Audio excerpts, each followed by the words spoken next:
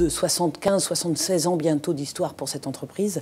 Très longue histoire qui a créé une marque d'une valeur et d'une force extraordinaire sur le marché, pratiquement devenue aujourd'hui une marque générique. On ne dit plus qu'on a une bouteille de gaz, on dit qu'on a une bouteille de Butagaz, même si ce n'est pas la marque qu'il y a sur la bouteille. Butagaz a fait sa réputation avec grande force commerciale, une proximité client, donc plein de valeurs très très fortes qui sont attachées à la marque.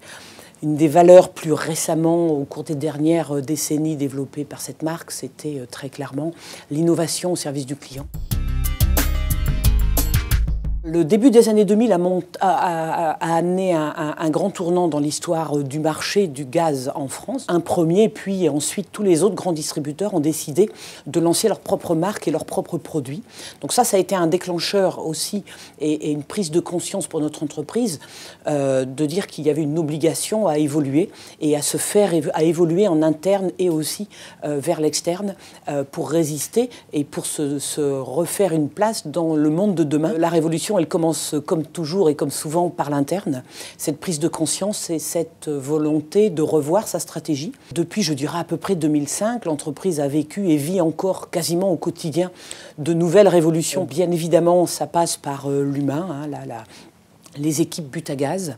On a vécu et on vit encore des restructurations d'organisation.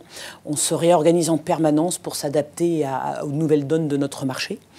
On a aussi repositionné notre gamme de produits. On a relancé l'innovation produit. Donc on a lancé un produit absolument révolutionnaire en 2006 sur le marché. Une bouteille de gaz qui pour la première fois n'est pas en métal. Une bouteille de gaz basée sur un produit composite qui apporte la légèreté et donc la facilité de manutention, la visibilité du niveau de gaz. Donc révolution, je dirais, industrielle, technologique, qui a surtout une valeur stratégique de prouver, de montrer que seul un leader sur un marché peut et doit amener l'innovation et tirer un marché vers le futur et vers les produits du futur. Donc le gaz en bouteille, qui est un produit, je dirais, relativement banalisé et vécu comme un vieux produit dans l'image des Français, aujourd'hui on lui donne une seconde jeunesse grâce à ce genre d'innovation. Cette révolution, elle n'a pas été seulement sur nos produits, bien évidemment, elle a été aussi une révolution, d'abord je dirais commerciale, vis-à-vis de nos clients. C'est quoi notre positionnement de la marque la plus ancienne et la mieux établie sur le marché? C'est pas parce qu'on est un leader qu'on reste les bras croisés, assis sur nos parts de marché. Au contraire, on a énormément fait bouger le marché. On a repositionné nos produits en termes de prix vis-à-vis de la concurrence. Tout ça, évidemment, aidé par la politique globale de restructuration de l'entreprise, qui amène aussi, évidemment, à une chasse aux coûts pour arriver à une compétitivité sur ce marché. Et puis après, on a beaucoup travaillé, évidemment, l'humain. Donc, on a mené tout un projet de changement culturel en interne chez Butagaz.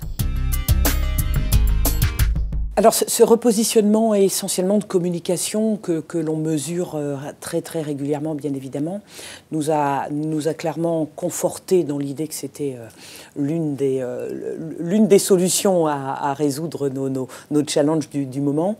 Ce repositionnement, l'arrivée de Bob, l'arrivée de cette mascotte éminemment sympathique. Bon, il s'avère que dès le début et dès 2005, au fur et à mesure de nos campagnes, on voit que l'agrément à la marque et l'agrément de ce personnage ne se fait que se renforcer. On a toujours une notoriété extraordinairement forte comparativement à nos concurrents sur le marché. On a beaucoup fait progresser les attributs de la marque sur les attributs comme la proximité affective qui était déjà là entre la marque et les Français. Il faut essayer, et c'est ça le challenge, de faire évoluer la totalité des critères en même temps. L'interne, l'externe, la communication et les offres commerciales, pour prendre quelques exemples.